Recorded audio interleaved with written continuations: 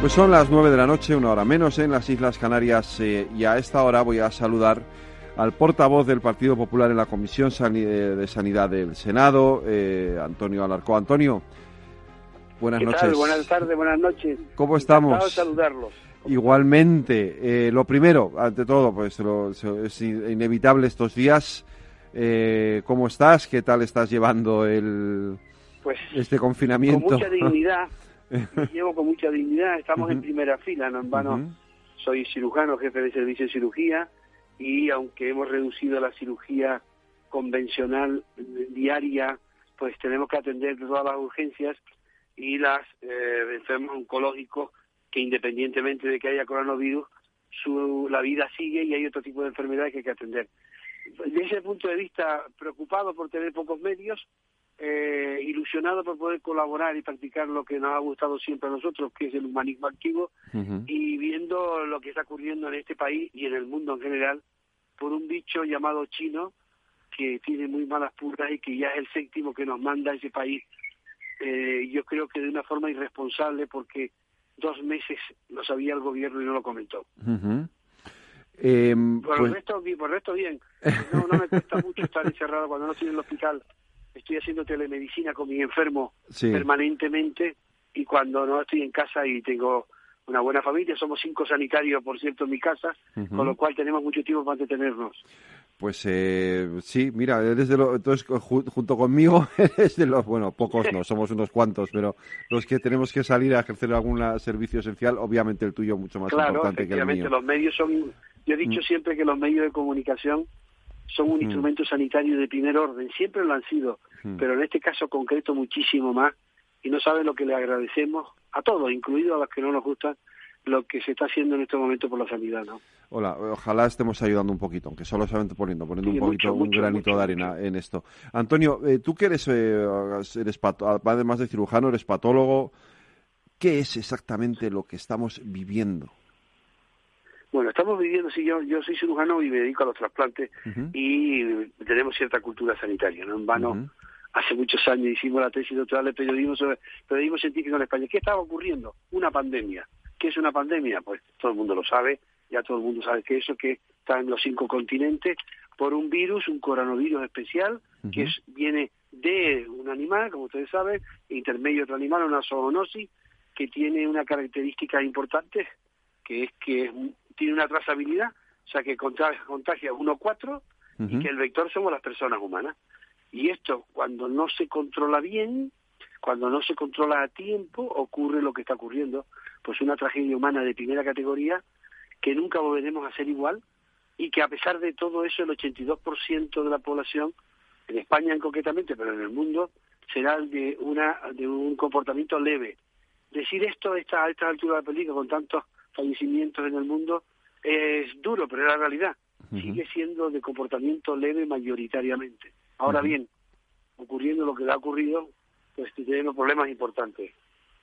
Es el colapso sanitario y la afectación a personas mayores de 70 años mayoritariamente, que se convierte en un proceso, cuando tienen patología, en un proceso tremendamente dramático por la insuficiencia respiratoria que se forma bruscamente a los 8 días después de infectado, ¿no? Eso es lo que es, muy resumido, pero esa es la realidad. Y claro, esa trazabilidad marca la pauta de lo que ocurre en un país o en el mundo. Estamos viviendo la globalidad en puro apogeo, y yo creo en la globalidad, pero una globalidad de un virus como este, en donde se expandió de la manera que se ha expandido, muchos de ellos, esa expansión ha sido mucho por irresponsabilidades que tendrán que tener sus consecuencias políticas muy graves, y otras por la propia trazabilidad que tiene el bicho. El culpable es el bicho, después China y después la irresponsabilidad. Vale, vamos primero con el bicho, luego lo de China no sé, pero con la irresponsabilidad sí que vamos a ir, porque evidentemente hay que analizarla, ¿no? Pero vamos primero con el bicho, porque a mí una de las cosas que me sorprendió de todo esto es que después de tantos años, de tanta investigación, de tanta ciencia, de una medicina tan avanzada, de pronto llega un bichito, y nos lo altera absolutamente todo, y no somos capaces, o aparentemente no somos capaces, de darle una respuesta. ¿Por qué? Pues sí, efectivamente. Bueno, pues simplemente, es verdad, primero, somos uno de los países más importantes, con la sanidad más importante del mundo, y hay que seguir diciéndolo a pesar de todo lo que ha ocurrido. Segundo, es verdad, un bichito que no se ve, y llamar bichito yo creo que es una determinación muy correcta, que es microscópico, que se expande 1/4, eso es lo que tiene de malo. Simplemente que si no lo controlan, de forma exponencial. Quiere decir que si tú tienes coronavirus, contaminas a 4. Y como es de forma exponencial, a la 9ª multiplicación, querido Federico, se convierte en un tema de ajedrez. Toneladas de arroz, como decía aquellos príncipes que jugaban al ajedrez. Y eso es el problema. Y después que tiene un comportamiento curiosísimo, digo curiosísimo por llamarlo de alguna manera, que es que produce en los alveolos, en el pulmón, en el tejido noble del pulmón, donde se intercambia el oxígeno, produce una reacción inflamatoria masiva y brusca, que es la causante número 1, no por la infección, sino por la reacción inflamatoria aguda que produce insuficiencia respiratoria. Y daña, le hace mucho más daño esto que estamos hablando, pues a las personas que tienen patologías, inmunodepresión, inmunodeprimidos, corticoides a grandes dosis, etcétera, enfermedades oncológicas, insuficiencia respiratoria, EPOC, etcétera. Y qué tragedia tiene este virus, que con esas medidas, muchas de ellas irresponsables que se han tomado, le está haciendo daño al logro social más importante que tiene este país, que es que la expectativa de vida en este país sea 86 años en la mujer y en el hombre 84, y que un niño que nazca hoy aquí en Madrid o en Tenerife tiene un 90% de cumplir 100 años. Ese logro social importante se está cebando en estos momentos este bicho chino, que como digo, el gobierno chino lo sabía 2 meses antes y no lo atajó. Ese es el resumen de lo que está ocurriendo. Ya, pero que no es poco. Que no es poco. Lo segundo, siguiendo con el bichito, y ahora digo pasamos a lo otro, pero lo segundo, ¿por qué con estos datos que tú me das y teniendo en cuenta que realmente no es, o sea, lo que causa en general en un 80% de los casos es una infección leve, ¿por qué genera este pánico en la población? Quiero decir, a mí te voy a contar un caso, que es que a mí me ha pasado esta mañana. O sea, yo esta mañana he tenido que ir un momento al supermercado porque nos faltaban pan, con unas pocas cosas en casa. Oye, no te puedes ni imaginar, porque no llevaba mascarilla, cómo me ha puesto una señora porque no llevaba mascarilla. O sea, le ha faltado llamarme asesino. O sea, bueno, ¿sabes qué pasa? Efectivamente, ¿sabes por qué puse esto? Porque es imprevisible, porque no se ve, porque tú puedes estar hoy perfectamente bien y estar en 4 horas perfectamente mal. Sobre todo porque afecta a los más débiles, no a los niños, que gracias a Dios son puros transmisores, sino a la gente llamada de edad avanzada, porque a mí no me gusta llamar ni viejo ni mayor, de edad avanzada, que tienen unas peculiaridades que en este país son un porcentaje altísimo de la población. No en vano el 43% de los españoles tienen más de 55 años. Hay gente que dice que la juventud es la que manda en el mundo. Bueno, en España no, porque es que hay mucho menos que gente que tiene más de 55. Y eso produce pánico. Y como la infección no se ve, ni se ve nada por el aire, pero sí está, pero hay millones y millones y millones y millones de carga viral en el aire, con las gotitas de Flieger, pues la gente tiene pánico a que alguien lo pueda contaminar. Lo de la mascarilla es discutible, pero si quieres lo hablamos. Yo creo que hay que tener mascarilla, vamos a tener que tenerla todos. Sí, parece inevitable, ¿no? Para no contaminar. O sea, eso es el pánico que te da. La gente dice, es que esta gente normal, que de repente viene el bicho que no se ve y se lo lleva por delante de una forma brusca, en una insuficiencia respiratoria, y con esa incertidumbre la gente le produce pánico, de verdad. Algunos no. Hay algunos irresponsables que todavía siguen cogiendo un coche por la noche para burlar a la policía y irse de juerga o de playa, burlando a la legislación vigente y sobre todo a los ciudadanos, porque la libertad individual, y yo soy un liberal convencido porque Mamet está liberal y lo practico, está muy por debajo en este caso de la libertad colectiva de tener salud, y eso se llama una epidemia. Entiendo. Entonces, es absolutamente indispensable guardar el confinamiento y la cuarentena. Sin duda. Es indispensable evitar que haya un factor exponencial de forma irresponsable.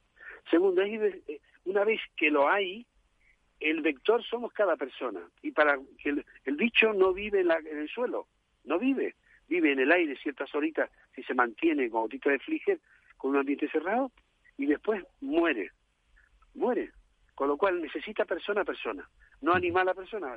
Y claro, si tú quitas de la circulación a las personas, cuanto menos personas, menos vectores, cuanto menos vectores, menos capacidad de infección y menos capacidad de contaminar. Y si cortas a la mitad de la población, ya estamos en una trazabilidad, como sabe Federico, estamos en 1,2. De 4 hemos pasado a 1,2. Es de forma llamativa la causa mejor para poder evitar las pandemias que hemos tenido. Y eso es así de sencillo, es la mejor vacuna por ahora, que ya vendrá. Vale, porque lo siguiente, el virus se va a quedar aquí hasta que tengamos una vacuna, ¿no? Claro, y si no tenemos la suerte, que yo espero que sí, alguna suerte tenemos que tener, esta generación que nos ha tocado vivir las cosas que estamos viviendo, ¿no? Si lo podemos mirar con perspectiva será terrible. Pues efectivamente la vacuna vendrá. ¿Cuál es el problema de la vacuna? Que si no viene pronto, sí, que sea efectiva. Una cosa es tener vacuna, y otra cosa es que sea efectiva. Este bicho se va al hemisferio sur y ya vuelve mutado. No se ha visto todavía la capacidad de mutar, todavía no ha mutado, pero puede tenerlo. Entonces se queda como el de la gripe. El de la gripe no es un coronavirus, pero es un virus que contamina en España a 800.000 españoles al año, que produce más de 6.000 fallecimientos al año. Lo que pasa es que lo hace en 4 periodos de tiempo distintos, claro, y se ha quedado entre nosotros para siempre, porque cada año es nuevo. Y de hecho hay vacunas que son efectivas y otras que son menos.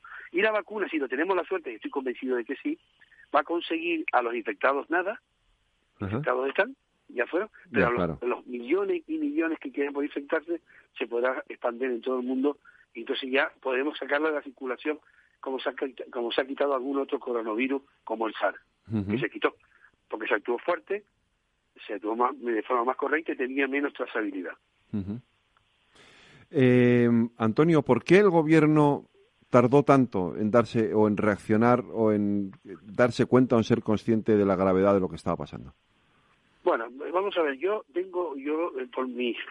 soy vicepresidente mundial del Colegio Internacional de Cirujanos, que está su sede en Chicago, y tuve la suerte, y la sigo teniendo, de que fui invitado a la OMS, a Ginebra, justo a la semana de que empezó a salir lo de Wuhan. Sí. Y allí, cuando salimos de esa semana de Ginebra, se dijo muy claramente que este coronavirus tiene una trazabilidad 1,4, y se dijo que la única forma de controlarla es el aislamiento social. Eso se dijo principios de enero.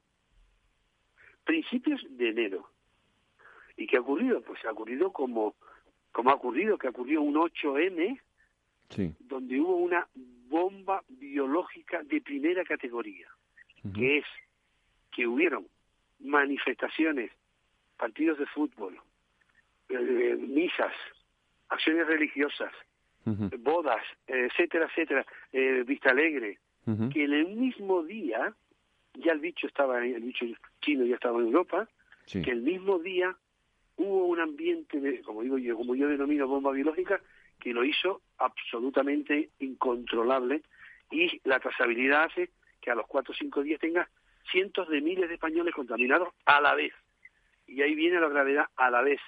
El tema de a la vez produce un colapso sanitario de primer orden que se ha producido, pero que una vez más los miles y miles de sanitarios que tiene este país, de los cuales me incluyo y 5 o 6 familiares míos, han reaccionado, auxiliares, enfermeras, camilleros, policía, etcétera, porque ya la policía es más sanitaria que nadie, la UME, el ejército, el Chapó, han conseguido luchar y siguen luchando, todavía nos queda mucho que luchar, y han conseguido pues ese colapso superarlo de alguna manera, que todavía estamos por unos picos en algunas otras comunidades autónomas dignas de mención todavía, tristemente.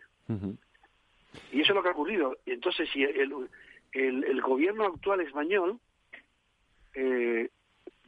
y nombró un comité de expertos en un momento determinado y dijo que siempre había utilizado la evidencia científica y lo que dijo la OMS. No lo hizo después, y ha obviado 2 semanas clave en el desarrollo de esta pandemia, en el desarrollo en España de lo que ha ocurrido y lo que está ocurriendo, siendo el principal culpable sin duda el bicho y su patogenicidad, sin duda, y después la falta de reacción diciendo supuestamente que es lo que había dicho Dagón, que no fue eso, que había ya que avisar para que hubiera ya confinamiento, más que hubiera confinamiento, que hubiera aislamiento social. Le voy a dar un dato, Federico. Sí. Los médicos, que nos reunimos mucho, todos los días, por ejemplo, en mi servicio, todos los días a las 8 de la mañana nos reunimos en la sesión clínica, como casi toda España, para discutir lo que vio en la guardia, lo que va a haber, lo que vamos a operar, etcétera. Pues se suspendió.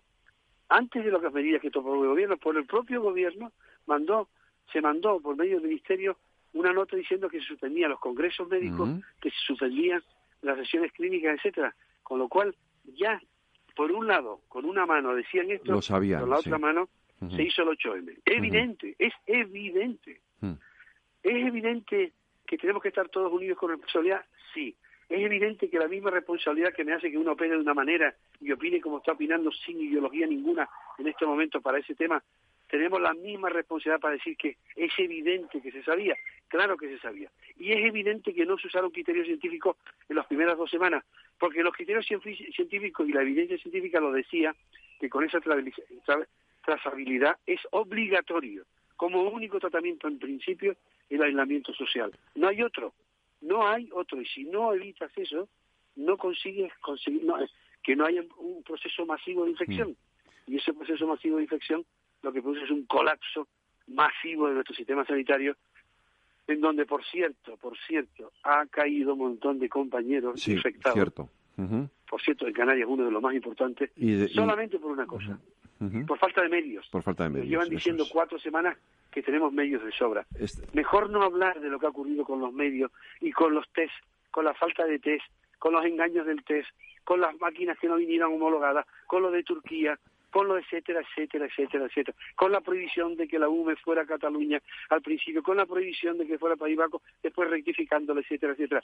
Eso no tiene que ver nada ni con la evidencia científica, ni tiene que ver nada con la OMS, ni tiene que ver nada con el sentido común, tiene que ver nada con la irracionalidad, y tiene que ver nada con la irresponsabilidad, porque yo creo que están carentes de factores inhibitorios todos. Y cuando uno está carente de factores inhibitorios, ocurre lo que ocurre, una sociopatía mantenida. Yo creo, Antonio, fíjate, si me permites más que una pregunta, es una reflexión, me parece que hay, sobre todo, especialmente 2 cuestiones que en su momento habrá que exigirle una responsabilidad al Gobierno. La primera es la que estábamos comentando al principio, la falta de responsabilidad, de seriedad en el momento de poner, que cuando se puso por delante la ideología a la urgencia sanitaria. Y la segunda es esta, la irresponsabilidad de no haber dotado de los medios suficientes al sector sanitario, y estamos viviendo uno de los capítulos de caída de profesionales. Una cosa, Federico, lo que estás diciendo. Sí. Es verdad que no hay ningún sistema sanitario del mundo, ninguno, que pueda estar preparado por una pandemia explosiva, masiva, porque estamos teniendo muy mala suerte, porque hay líderes políticos a nivel mundial que no nos merecemos esta humanidad. Lo que hizo Boris Johnson, lo que hizo Macron, permitiendo unas elecciones locales, que era la forma más clara de contaminarse.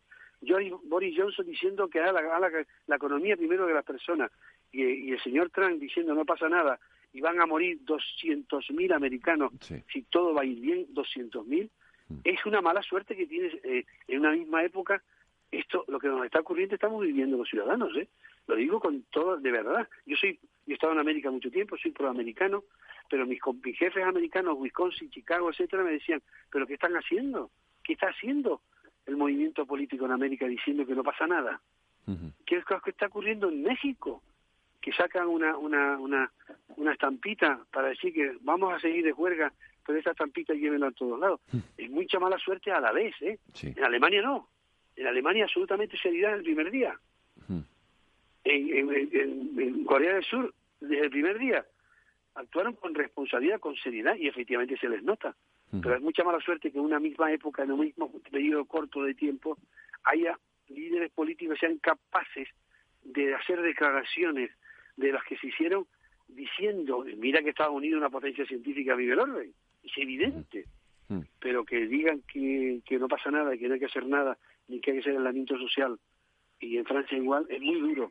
Pero más duro todavía, pero mucho más duro todavía, es cómo en medio de todo esto, el alarma, el estado de alarma que se ha hecho en España, que había que hacer mando único de entrada, como dijimos nosotros, y no he hablado todavía de ninguna ideología, aunque la tengo y encantado y la defiendo, que es que había que tener un mando único, pero el mando único se convirtió evidentemente en una puntilla evidente a la ineficacia.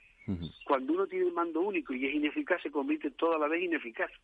Y se ha visto de manifiesto. Pero cuando usan un decreto ley para de tapadillo introducir cosas que no tienen que ver absolutamente nada con los fallecimientos ni con el virus chino, como es introducir en medio de esta tragedia, colocar a Pablo Iglesias dentro de la CNI y a la vez en otro decreto introducir, cuando se estaban muriendo un montón de gente, introducir la excarcelación de los presos que dieron el golpe en Cataluña, me parece abyecto, impresentable, una falta de respeto a nosotros los sanitarios, a los de la bata, a las enfermeras y sobre todo a este país y sobre todo a los enfermos. Y eso demuestra que no hay evidencia científica que lo diga en ningún lado. Y sin embargo, se hizo. A ver cómo se puede decir que se hace esto y que tiene que ver con la evidencia. No, y que ha dicho la OMS. Sí. Y todo esto junto, Federico, es una bomba explosiva. Lo otro es una bomba biológica, porque lo fue. Y esto es una bomba explosiva que nos ha hecho un daño enorme y que evidentemente primero tenemos que dedicarnos a nuestros enfermos, pero una vez pasado a los enfermos, tendremos que hablar muy seriamente. Antonio, no te me vayas, vamos a meter una pequeña cuña de publicidad y luego te van a preguntar mis tertulianos. No te me vayas. Todo el análisis de la actualidad en El Balance, con Federico Quevedo. En Naturgy queremos quitarte preocupaciones. Por eso nuestros técnicos siguen trabajando para llegar a tu casa en menos de 3 horas para reparar una avería y ayudarte ante cualquier incidencia, seas o no cliente, con todas las medidas de seguridad y salud necesarias. Y todos en Naturgy seguiremos trabajando para ponértelo algo más fácil. Infórmate en naturgy.es. ¿Qué medidas se están poniendo en marcha con el estado de alarma? ¿Cómo afectan a pymes y autónomos? ¿Qué trámites deben seguir? ¿Y cómo se pueden acoger ayudas? El martes 7 de abril a las 10 de la mañana tendremos un consultorio especial sobre estas y otras cuestiones junto a Gonzalo Fernández, CEO y cofundador de Finutive, gestoría online promotora de la plataforma BitCovid, una iniciativa sin ánimo de lucro para ayudar a pymes y autónomos a superar esta situación de inestabilidad económica. Envíanos tus dudas al 91 283 33 33 por WhatsApp al 687 050600 o a oyentes@capitalradio.es. Están escuchando El Balance con Federico Quevedo. Pues Antonio, mis contertulios en el programa me han enviado cada uno una pregunta para ti. Bueno, creo que una pregunta para ti. Va primero Allende Martín. Buenas noches, senador. Soy Allende Martín y espero que toda su familia se encuentre bien. Mi pregunta es la siguiente. Dado sobre todo los casos y cómo se ha llevado a cabo en Alemania y en Corea la utilización de los test masivos que se empiezan a utilizar ahora en España, creo que una de las razones por las cuales se hubiese detectado con anterioridad el número de casos y saber identificado a aquellas personas que tienen el coronavirus, porque desde luego si es asintomático no es posible, pero eso hubiese facilitado mucho las cosas. Hoy he oído en la radio a un investigador, a Oriol Mincha, que ha dicho que para la desescalada, sobre todo, que era fundamental los test y que era fundamental llevarlos a cabo, que eso te permite sobre todo tener una localización de aquellas personas, ya no solamente de aquellos que se hayan realizado el test, sino que utilizando la tecnología y utilizando también los móviles, aquellas personas que lo padecen, que no lo padecen y cómo se están moviendo para tener controlada un poco a la población, que eso podría ayudar. ¿Qué le parece? Sin duda. Bueno, qué casualidad que la pregunta que está haciendo la compañera coincide un poco con lo que vamos a hablar ahora mismo, Federico, lo que ocurrió hoy en Alemania y lo que está ocurriendo. Efectivamente, hay dos tipos de test. El PCR, que se ha hecho siempre en los hospitales, mi hermano es jefe de laboratorio, por cierto, por lo cual es algo muy frecuente entre nosotros, y el test rápido. El test rápido lo que demuestra solamente que tiene falsos negativos aproximadamente un 20%, y falso negativo cuando se trata de una enfermedad es importante. No los que nos han traído de forma camuflada y equivocada y donde hay un proceso vergonzante de lo que nos mandaron, test equivocados, test mal hechos. No, digo el rápido normal demuestra que está uno contaminado, no. Que tiene anticuerpos ante esta enfermedad. Es importante. Y el otro es el PCR, que es lo que demuestra si uno es positivo y tiene capacidad contaminante. Lo importante es conseguir que toda la población lo tuviera, que sería lo ideal, para tener quién está contaminado y quién no. Ya sabemos cómo está. Quién estuvo anticuerpo y quién no, que también puede ser de terapéutica después. Y sobre todo, quién es todavía que es un coronavirus positivo que está en periodo de infectar. Y ahí está la clave de todo esto. ¿Qué hizo Corea? Corea hizo un aislamiento social y rápidamente, como un país oriental que es muy reglado, un país democrático, profundamente democrático, pero oriental, hizo masivos test.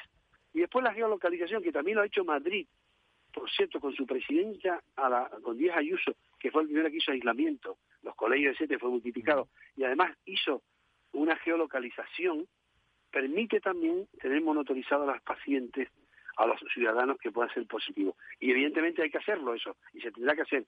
De todas maneras, la geolocalización para pacientes, no la geolocalización para ninguna otra cosa mezquina que podemos estar sospechando que pueda haber alguien, que ciertos personajes, por llamarlo de alguna manera, pueden intentar utilizar la geolocalización para estas cosas. Pero sí hay que hacerla. En China y Alemania ha ido muy bien en ese sentido, han tenido una morbilidad muy baja, pero debo decir una cosa, en China no, en Corea. En China nadie se cree lo que ha ocurrido.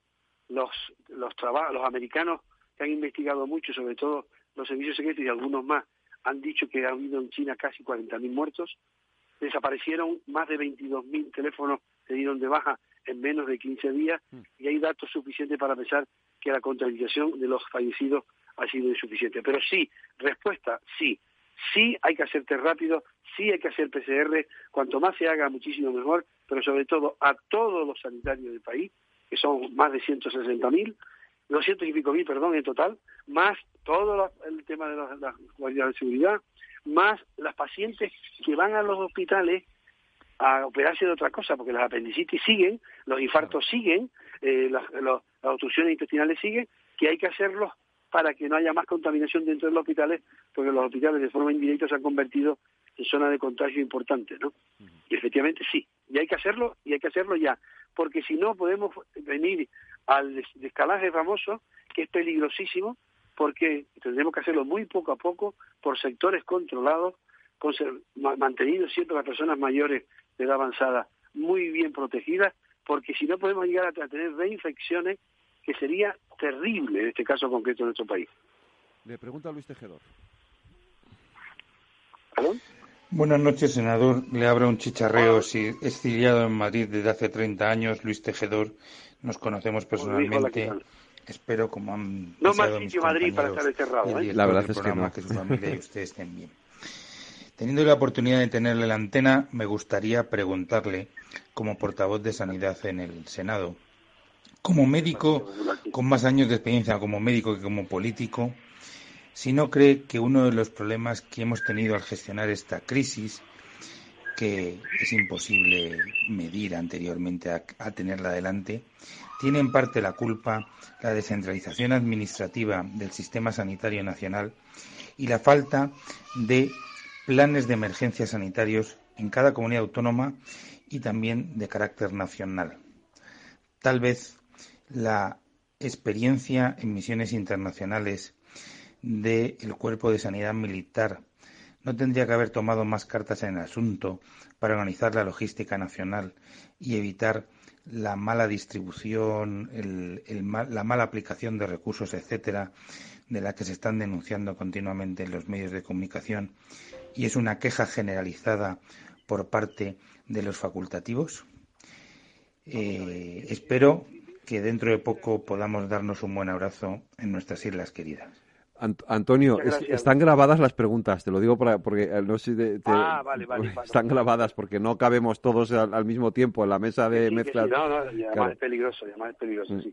Bueno, le quiero responder que, vamos a ver, tenemos el mejor sistema sanitario del mundo con diferencia de los otros dos.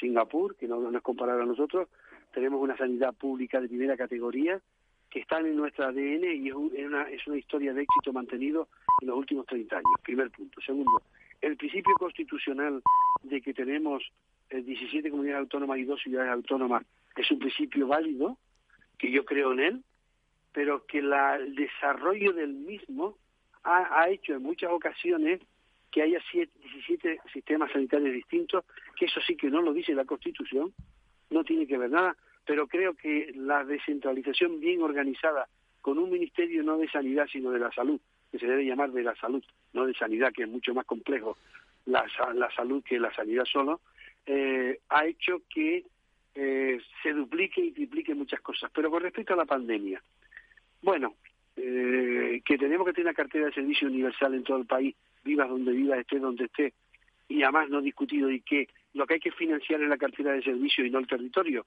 sin duda. Pero ese principio constitucional yo creo en él, yo voté la Constitución española, se podrá ver cómo se ha desarrollado, pero el Ministerio de Salud, como se tiene que llamar, por lo menos lo propongo yo, que se debe llamar de salud, debe tener más misiones que cumplir, que no significa recentralizar, sino significa optimizar de forma más correcta para la cartera de servicio. Uh-huh. Javier Martínez Fresneda. Sí, señor Alarco, muy buenas noches. Soy Javier Martínez Fresneda, un placer saludarlo. Yo quería preguntarle por la capacidad de adaptación que tiene la industria española para fabricar los componentes sanitarios y el material sanitario que nos hace falta de una manera urgente, ¿no? Es decir, si verdaderamente cree usted que con una adaptación rápida y factible y razonable, la industria española podría responder de una manera solvente a la urgencia de material sanitario que estamos necesitando. Muchas gracias. Sin duda que sí. La respuesta es sí.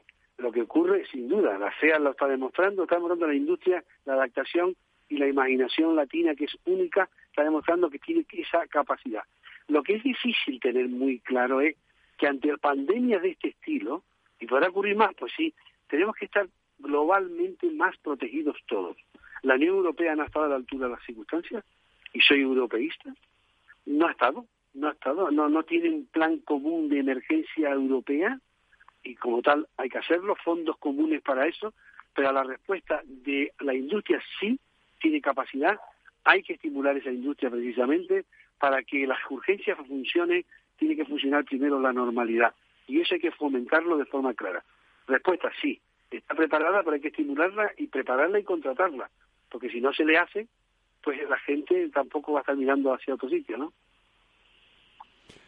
Y la última pregunta que le hace Sebastián Mariz. Buenas noches, senador. Bueno, espero que usted y toda su familia se encuentren sanos y salvos. Es verdad que sí. Quería agradecerle como médico pues el inmenso sacrificio que estáis haciendo los médicos y todos los profesionales sanitarios para luchar contra esta pandemia. Y también quería conocer rápidamente su opinión, preguntarle sobre la situación de los kits de tests. Entiendo que ante la falta de test rápidos en los hospitales han seguido utilizando los test PCR y bueno, pues ante esta situación, no solo en España, pero en diferentes países europeos, la Comisión Europea y el Centro Europeo para el Control de Enfermedades, la ECDC, en sus siglas en inglés, están priorizando la creación de una red de seguimiento de pandemias que utilizará la secuenciación genética como detector de brotes de nuevos focos de infección, de enfermedades infecciosas como el COVID-19. Bueno, le quería preguntar, ¿cuál cree usted que va a ser el papel de España en esta nueva red? ¿Cree usted que España tiene la capacidad y los recursos en estos momentos, o por lo menos a corto o medio plazo, para utilizar la secuenciación genética como test de infección? Y por último, ¿cree que la secuenciación genética poblacional podría ayudar a identificar a los diferentes perfiles de pacientes, por ejemplo, los que son asintomáticos o los que presentan síntomas leves? Entonces, ¿cree que una secuenciación genética poblacional podría ayudar a identificar a esos pacientes? ¿Y cree que se podría llevar a cabo esa secuencia genética poblacional de forma masiva aquí en España? Bueno, pues de nuevo, muchas gracias, senador. Cuídese. Pues muchas gracias. Igualmente que se cuidémonos todos. ¿Por qué pregunta más? A mí ya estaría hablando horas. Vamos a ver. España sí tiene esa capacidad. Tenemos la capacidad también de utilizar los PCR hechos por nosotros. Tenemos una gran dificultad en estos momentos de los kits para utilizar las máquinas, pero hemos hablado sobre la genómica. Estoy respondiendo y lo puedo hacer con mucha alegría y con mucha fortaleza. Hace 6 meses se aprueba en el Senado la Plan Nacional de la Genómica, Medicina Personalizada y de Precisión. Es un cambio de paradigma de obligado cumplimiento que con ese plan que se aprobó por unanimidad, lo llevábamos nosotros personalmente, y se aprobó por unanimidad, ni un voto en contra, es precisamente que es la necesidad imperiosa de hacer y desarrollar la genómica de medicina personalizada y de precisión, porque es el cambio de paradigma obligado y que permitirá que sea nuestro carnet de identidad en menos de 5 años, que no será una inversión, que no será un gasto importante, sino una inversión necesaria y obligada que tendrá que pasar porque haya más investigación de I+D+I en nuestro país, que Europa para el 2030 se había acordado que sea mínimo el 3% del PIB, pero sí, la genómica es imprescindible para todos, será nuestro carnet de identidad. Tiene problemas importantes de lo que significa de la superconmutación, porque el almacenar cada genoma de cada persona son unas 5 CDs aproximadamente, todos esos datos tienen que estar en la supercomputación. Sería el Big Data mayor de la historia, sería lo que la gente no llega a entender, la inteligencia artificial, que es la utilización de los datos para hacer paradigmas más importantes que las propias personas, y que nuestro cerebro, que es irreproducible, no puede permitirse hacer con lo que hace hoy, después de meter los datos las máquinas para el diagnóstico, para el futuro, para la genómica de los virus, etcétera, etcétera. Sí, sin duda, tenemos que ir por ahí, y ya se ha aprobado en la Cámara Alta Española, esa cámara que cuesta €1.20 al año, que mucha gente dice que no sirve para nada, que es el Senado. Antonio Alarcó, la verdad es que, en fin, me quedaría media hora más charlando contigo, no la tenemos. Muchísimas gracias. Encantado. Porque ha sido un verdadero placer, ¿vale? Un abrazo y cuídate mucho. Muchas gracias, cuídense todos mucho también. Un abrazo muy fuerte y a disposición para lo que quieran, ¿eh? Nos vemos. En Capital Radio, El Balance, con Federico Quevedo. En Naturgy queremos quitarte preocupaciones. Por eso nuestros técnicos siguen trabajando para llegar a tu casa en menos de 3 horas para reparar una avería y ayudarte ante cualquier incidencia, seas o no cliente, con todas las medidas de seguridad y salud necesarias. Y todos en Naturgy seguiremos trabajando para ponértelo algo más fácil. Infórmate en naturgy.es. Desde Renta 4 Banco queremos hacer un llamamiento a todos los inversores. Independientemente de la entidad en la que tengas tu patrimonio, nos comprometemos sin ningún coste a realizar un diagnóstico experto de tu situación. No pretendemos tener ninguna receta mágica, pero como banco especializado en inversión, sabemos muy bien que tener la información correcta ayuda a tomar las mejores decisiones. Llámanos al 902 15 30 20 o a cualquiera de nuestras oficinas y solicita hoy el diagnóstico de tus inversiones. Renta 4 Banco, tu banco especialista en inversión. La actualidad a debate en la tertulia de El Balance. Pues Allende Martín, buenas noches. Buenas noches. Luis Tejedor, buenas noches. Buenas noches. Javier Martínez Fresneda, buenas noches. Muy buenas noches. Y Sebastián Maliz, buenas noches. Buenas noches. Bueno, clarísimo, ha sido Antonio Alarcó en todo, ¿no? Yo creo, yo no añadiría mucho más, no sé si queréis decir algo de la entrevista. Es que cuando tienes un político que aparte de ser político y sobre ser político es un profesional de lo que se trata en este momento, pues sobra todo lo demás, Federico. O sea, efectivamente. Así es. Una eminencia. Totalmente, ha sido claro, directo, muy claro, que ya nos gustaría que otros portavoces fuesen tan claros, tan directos y que los explicara tan bien.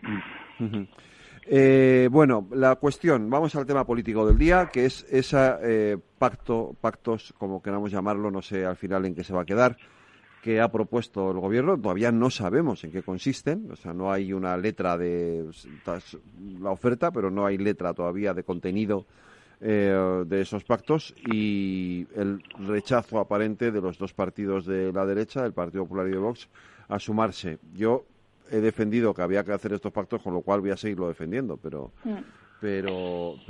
bueno, ahí os lo dejo. Allende, venga, empieza. Que estás malita y te toca a ti primero, venga. Sí, bueno, no, como queráis. Ya estoy bien. No por el coronavirus. Está malita no por el coronavirus, cuidado, que nadie se piense lo contrario. No, he tenido un percance. Ha tenido un percance en un dedo. Me he cortado mucho y no paraba 2 horas y digo, yo no voy a urgencias. Así que, pero ya todo bien, todo solucionado. Hombre, yo estoy también de acuerdo contigo, Federico. Estamos en una situación que, a ver, apelar a los pactos de la Moncloa para poderlos volver a reeditar y volver a llegar a un acuerdo entre todas las instituciones, entre todos, en concreto entre todos los partidos políticos, no es una mala idea. No es una mala idea siempre y cuando todos los partidos quieran. Estamos en un momento de emergencia y luego a ver cuál es el condicionamiento también de esos pactos y de esos acuerdos que se quiere llegar. Claro. O sea, claro, para mí... Sí, perdón. Sí. No, que para mí es el punto clave, Allende, lo que tú apuntas ahora mismo, ¿no? Es el para qué. Yo creo que últimamente en la política estamos siendo invadidos por medios o instrumentos que se convierten en fines en sí mismos, ¿no? Los pactos de la Moncloa fueron muy bonitos, estuvieron muy bien, pero tenían un fin claro, y era convertir a España en una democracia como las europeas de aquella época, ¿no? ¿Qué pretende el señor Sánchez ahora? Porque que estemos todos de acuerdo está fenomenal, pero ¿cuál es el proyecto? Todavía no lo sabemos. Pues, mientras eso no esté claro. Pero a ver, yo digo una cosa, porque en fin, algo hay que tener un poquito de memoria histórica. Los pactos de la Moncloa se hacen efectivamente en un momento, en una salida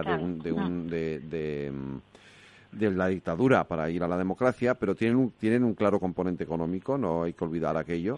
Y estamos en un momento, en una situación económica extraordinariamente complicada que dudo mucho que este gobierno solo pueda resolver.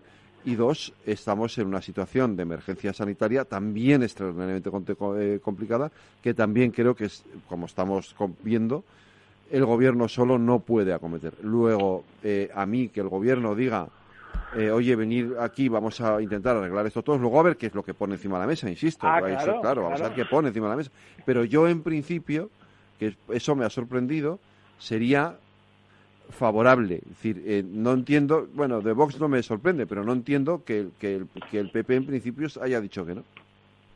Bueno, yo, si me permitís, Federico, a ver, yo estoy de acuerdo con pactos, pero en este caso el pacto sería más bien un pacto por una reestructuración, bueno, ni es una reestructuración, un pacto por la economía. Pero un pacto similar al pacto de Moncloa, para mí esconde algo que Pedro Sánchez, sabemos, y Pablo Iglesias más todavía, quieren y han querido desde hace muchos años, que es modificar la Constitución. Y yo creo, por esa razón, Pablo Casado, y yo creo que lo ha acertado, ha rechazado ese pacto. Si Pedro Sánchez hubiese presentado un pacto por la economía, donde se implican todos, no solo los partidos políticos, pero también los empresarios, los sindicatos, para que todos juntos puedan desarrollar una hoja de ruta tras esta crisis descomunal para poder relanzar la economía, sí, pero un pacto que va más allá de eso y que incluye temas que es de una forma que me parece a mí, puede ser que no lo sea, pero huele a una forma encubierta de cambiar la Constitución. ¿Estoy de acuerdo con Pablo Casado? No. A ver, yo estoy completamente de acuerdo con Sebastián. Es decir, a mí yo creo que esto está dentro de la estrategia de comunicación de este gobierno, es decir, el famoso relato de Iván Redondo, que coloca continuamente titulares y twitters para que todo el mundo enganche, para empezar los medios de comunicación y todos sus altavoces afines que ha generado en esta crisis, y seguir tapando el drama de las 13.055 muertes que tenemos a día de hoy, datos oficiales. Y siguen enroscándose ahí y siguen picando.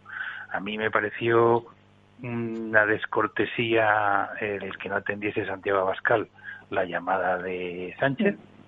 Pero claro, vamos a ver, señor Sánchez, cuando a la tercera fuerza política del Congreso de los Diputados usted la ha ninguneado en las comisiones, en los puestos en la mesa del Congreso, y han tenido un insulto permanente, ahora que necesita que se voten sus barbaridades, entonces les llamamos. Bueno, vamos a ver un poquito. Y además sale Ábalos en la rueda de prensa de ese día diciendo que es que hay que guardar las formas en un sistema democrático. Efectivamente, señor Ábalos, hay que guardar las formas en un sistema democrático, que es respetar la voluntad de los electores, con la tercera fuerza política votada en este país, que no tiene la representación, pero es que no tienen ni la cortesía de sentarlos juntos en el Congreso. Esto para poner un poco que, aunque estemos en crisis, nuestro sistema democrático se debe respetar. 2, ¿qué son los pactos de la Moncloa? Los pactos de la Moncloa era un sistema, o sea, estamos marcando un sistema democrático, y usted me está llamando a un pacto de la Moncloa, ¿para qué?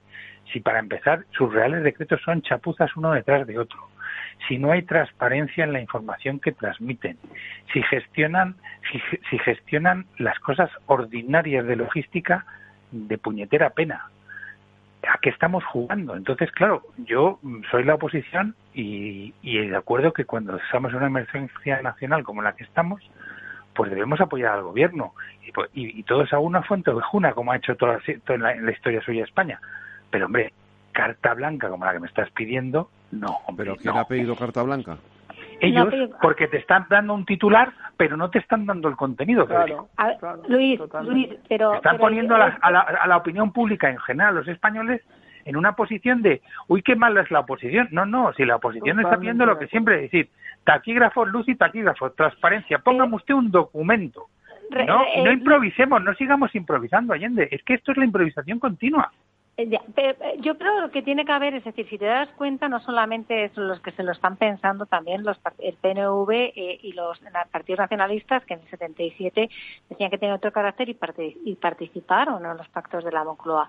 Es decir, que tanto los nacionalistas catalanes como el PNV han dicho que ellos mismos se lo están pensando, o sea, que desconfían y que no han cerrado la puerta. Es decir, yo creo que estamos en un momento ahora, hoy por hoy, que no solamente los partidos, sino también todos los actores sociales. Estamos en un momento en el que España necesita unidad, y que si se va a llevar a cabo unos pactos de la Moncloa, que se especifique el qué, y sobre todo para la reconstrucción económica después de este país, después de que se haya atajado lo que es la desescalada famosa, que en la que nos vamos a meter después, a continuación de que se haya controlado la dichosa curva, pero sí es sobre todo un pacto de la Moncloa para llevar a cabo una serie de medidas para llevar a este país al buen fin desde el punto de vista económico, no solamente los partidos políticos, y todos tendrían que estar, sino también todos los actores sociales. Y es la forma de que esto salga adelante. Y que se pongan las cartas sobre los papeles y las cartas sobre la mesa y que se determine, es decir,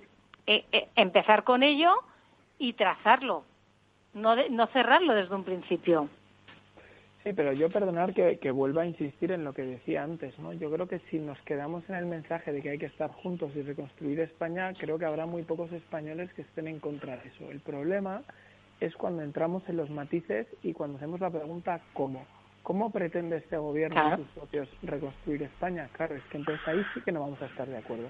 Así que si la fórmula es ahogarnos a impuestos, desincentivar la innovación, desincentivar el emprendimiento, si la receta es una, digamos, persecución sobre todo a los eslabones más pequeños del ámbito empresarial, pues a lo mejor no hay acuerdo. A eso es a lo que iba al principio. Es decir, es muy bonito proponer un acuerdo, pero sin el cómo no tiene sentido.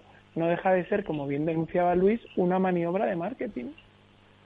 Pero en este fondo, tenemos que la idea de unidad en la que pone el foco don Iván Redondo es porque ha perdido el relato de la verdad.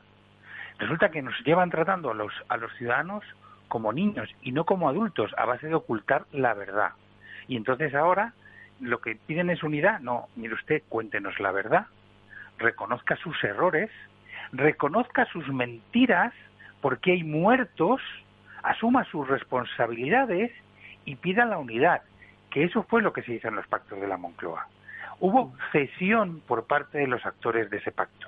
Aquí hay imposición en base a generar un relato en los medios de comunicación falso. Totalmente. No pensaba que dejaros así de gallo, perdonadme, pero es que no, ya sabéis que vivo caliente. Entonces, por enfadado, perdonadme, voy a poner un toque humano en esta vehemente explicación, y es que encima en esta última semana, desde la semana pasada, aparte de que tengo a mi hijo médico, como bien sabéis, con el COVID, pero gracias a Dios asintomático, pues el viernes pasado mi hijo de 19 años, que sí que vive conmigo, él tiene los síntomas, está aislado, y entonces todavía, pues claro, cada vez que veo esto y veo lo que tengo en mi propia familia, pues se me hincha la vena, pero porque además considero que me están llamando tonto a la cara, continuamente cada vez que les oigo a dar ruedas de prensa. Y ya no hablemos de la economía, como bien apuntaba Javier, es decir, es que ese es el gran trama del día después. Sí, eso me hace pensar lo que estás diciendo, Luis, algo que creo que hemos compartido en el grupo de WhatsApp, y me remito a la entrevista con Margarita Robles en El Mundo esta mañana, donde dice: ha existido un material concreto defectuoso que no afecta al resto de actuaciones. En un mercado absolutamente saturado, con muchas dificultades para comprar, creo que es un dato muy menor. También digo que hay que aceptar que se pueden cometer errores, no pasa nada. Bueno, yo creo que en este momento no pasa nada. Yo no sé cómo se le escapó eso en una entrevista, pero no, es que eso no. Es garrafal. Es que justamente ahora un gobierno, y si actuara consultando con los demás y sin pensar en cuestiones ideológicas que les siguen motivando, no se pueden cometer errores. Que claramente se van a cometer. Somos seres humanos y cometemos errores. Sí, pero por eso hay un gobierno. Hay una forma colectiva de tomar decisiones. Hay una democracia donde se consulta la oposición. Pero es que decir, no pasa nada. Claro que sí que pasa. Y pasan cosas muy graves. Muertos. Hay muertos. Bueno, y no solamente eso, sino que el reverso de la autoridad es otra palabra también muy bonita, que es la responsabilidad. Entonces, pues hombre, yo creo que evidentemente nadie quería equivocarse aquí. Yo no creo que haya personas que se levanten por la mañana y digan, vamos a ver cómo fastidiamos a los españoles. Pero exactamente igual que sucede en la empresa privada, o vamos a quitarle drama, o en los equipos de fútbol, el que se equivoca es responsable. Entonces no es de recibo, por poner solamente un ejemplo, que el señor que protagonizaba ruedas de prensa de cachondeo hablando del COVID-19 siga siendo el responsable del comité científico que asesora al gobierno. No es plausible, o sea, no pasa un mínimo análisis de rigurosidad. O que no sigamos en estos momentos sin conocer quiénes son los famosos miembros y superexpertos asesores de ese comité. Es decir, que no haya transparencia en eso. Porque claro, ¿cómo reclamas luego responsabilidades? Porque hay responsabilidades, como nos indicaba muy bien el senador Alarco. Sí, hay responsabilidades, los datos lo indican, y él, que es un científico, un médico y que ha participado, como nos ha explicado perfectamente, en la OMS a la semana de salir, y todo eso se sabe, la ocultación de esa transparencia, que por otro lado el gobierno está obligado por una ley, no se da precisamente para evitar esto. Entonces, ¿cómo me puedes pedir que vaya a unos pactos de la Moncloa si sigues jugando con las cartas marcadas?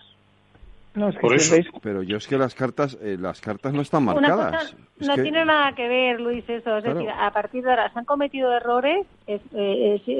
A mí la entrevista de Margarita Robles me ha encantado esta mañana, tengo que decirlo. Sí. A ver, se han cometido errores, ha faltado previsión. Es la única que reconoce que se han cometido, sí. Exacto, y rapidez de actuación. Y dicho esto, entonces, y eso ha conllevado a que al final esas 2 semanas que teníamos para poder actuar, aparte sobre todo de permitir el fin de semana del 8, el 9 y el 10, toda la serie de actos que no han ayudado para nada. Yo me remito sobre todo a lo que ha dicho el senador, es que desde el día, en febrero, creo que ha sido en enero, ha dicho es que se sabían y luego se habían cancelado los congresos médicos. Si cancelas congresos médicos, también se tienen que cancelar otra serie de actos, ¿vale? Porque lo que hay que hacer sobre todo es hacer un aislamiento social, y eso se sabía. Pero independientemente de eso es que se han cometido otros errores. Tú cometes otros errores y lo dices, ¿vale? Eso, independientemente de ahora de que se quiera llegar a cabo y poder celebrar ya un pacto, los acuerdos de la Moncloa, reeditarlos y modificarlos, se puede llevar sobre todo con la unidad de los partidos políticos, los actores sociales, y sigo diciendo no solamente los actores sociales, sino los empresarios, porque este país se tiene que levantar. Pero como Allende, sí, pero yo estoy de acuerdo con eso, Allende, y con lo que decís Fede y tú, pero ¿cómo? ¿Cuál es la receta en que nos pongamos de acuerdo? Pues no, es que tendrán que ponerla encima de la mesa. Claro, pero eso será el que propone. Entonces, sí, claro, si lo van a hacer. Pero el gobierno lo primero que ha dicho es que va a presentar una propuesta y que va a hablar con los presidentes autonómicos y con los líderes de los partidos. No ha dicho otra cosa. Pero volvemos a hacer titulares. En vez de presentar un documento, presentamos primero, hacemos la campaña. Bueno, pero eso estoy de acuerdo, que lo hacen todo de manera improvisada. Esto es así. Ya. Bueno, pues entonces, ¿cómo me puedes exigir que me posicione como oposición ante los ciudadanos sobre lo que no sé qué hay? Bueno, entonces, de entrada te puedes posicionar a favor o en contra de hablar sobre la posibilidad de llegar a un acuerdo. Creo. Y entonces, por eso el mayor grupo de la oposición, su presidente, ha dicho: no quiero. Yo no quiero. ¿Por qué? Porque usted no se ha portado bien en todos estos puntos. Empieza a portarse bien, empieza a demostrar que ha cambiado, empieza a ser sincero y a demostrarme. Bueno, pide una cosa que me parece muy razonable. Hablemos. Pide una cosa que me parece muy razonable, ¿vale? Y es que vuelva a funcionar el Parlamento. Claro. Que lo llevo reclamando desde la semana pasada. Creo que es absolutamente necesario. Es que el Parlamento se puede actuar por videoconferencia, perdona, o sea, es que vamos a ver, perfectamente, ¿o no? Sí, Sebas, ¿qué ibas a decir? No, perdona, Allende, creo que habías terminado. No, perdona, Sebas. No, lo que iba a decir es que volviendo al tema de las responsabilidades y los errores que todos cometemos, una de las mejores formas de evitar que se vuelvan a cometer esos mismos errores es analizar por qué se han cometido. Entonces, lo que está diciendo Luis, si me propones un pacto, da la sensación que estás escondiendo algo más, es decir, ya quieres pasar página, no analizar por qué se han cometido una serie de errores garrafales y analizándolo bajo todo el mecanismo del Congreso de los Diputados, del Senado, que deberían estar funcionando, es decir, ¿por qué se cometieron estos errores y cómo podemos evitar que se vuelvan a producir? Más que decir responsabilidades, que después ya se podrá ver en los juzgados quién es responsable, pero en este momento ahora lo que hay que hacer es evitar que se vuelvan a producir los mismos errores, y al no dar la información y simplemente decir, bueno, no pasa nada. No, sí, hay que evitarlo.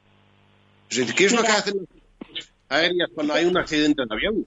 Analizan y analizan y analizan por qué. Y aquí lo mismo. ¿Cómo puede ser que se hayan cometido tantos errores garrafales?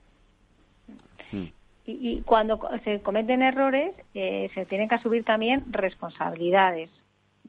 Se tienen que asumir, sobre todo, responsabilidades.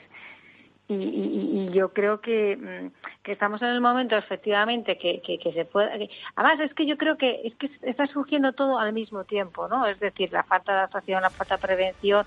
Es decir, vale, que se asuma. Vamos a dar otro paso hacia adelante, porque además, ojo, tengamos en cuenta una cosa. Ya se ha dicho que esto se puede volver a replicar en otoño.